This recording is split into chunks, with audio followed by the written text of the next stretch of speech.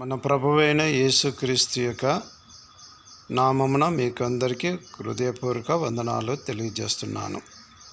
6వ మాసము 4వ శుక్రవారము భూత్పూరి యందు క్రీస్తు సంఘములో విజ్ఞాపన ప్రార్థన కలదు. ఈరోజు రైతులు పొలంలో విత్తనాలు వేసిండ్రు.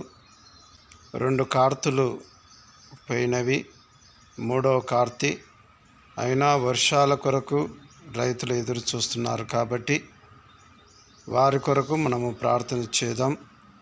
దేవుడు పక్షపాతి కాడు. అందరి మీద దేవుడు ధారాళముగా వర్షమును కురిపించేవాడై ఉంటున్నాడు.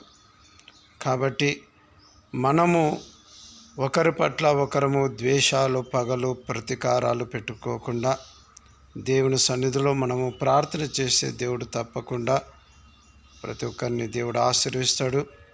దేవుని వాక్యంలో చెప్పినట్టుగా నిన్ను వలె నీ పొరుగువాని ప్రేమించమన్నాడు. కాబట్టి మన దేశంలో, మన రాష్ట్రంలో రైతులు క్షేమంగా ఉండులాగున ఒక చిన్న ప్రార్థన చేసుకుందాం. జీవము కలిగిన మా తండ్రి, నీ పరిశుద్ధ నామమునకు స్తుతి స్తోత్రములు చెల్లిస్తున్నాను. నాయనా, ఈ సంవత్సరము రైతులు తండ్రి వర్షం కొరకు ఎదురు చూస్తుంటున్నారు. తమ పొలములు సాగు చేసుకొని విత్తనం వేసి ఉంటున్నారు. పొలములో విత్తనము చల్లి ఉంటుండగా నాయనా, వర్షం కొరకు ఎదురు చూస్తున్న రైతుల కోసం పక్షమున ప్రార్థన చేస్తుంటున్నాను. ఈ సంవత్సరము రైతులు ఎలాంటి నష్టపోకుండా నాయనా సమృద్ధిగా ధాన్యము పండుటకు నీ కృప చూపి కనికరించుమని ఈ కొద్ది విన్నపములు యేసుక్రీస్తు యొక్క నామమున ప్రార్థించి వేడుకుంటున్నాను తండ్రి. ఆమేన్.